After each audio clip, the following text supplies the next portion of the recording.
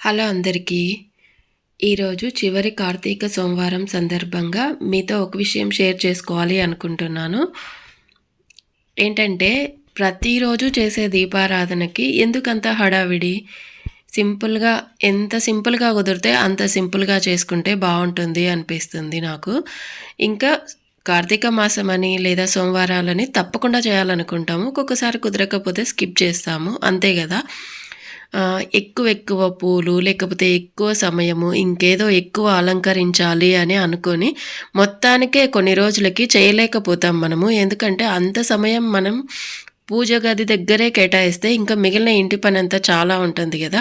కాబట్టి వీలైనంత సింపుల్‌గా ప్రతిరోజు దీపారాధన చేసుకుంటే బాగుంటుంది.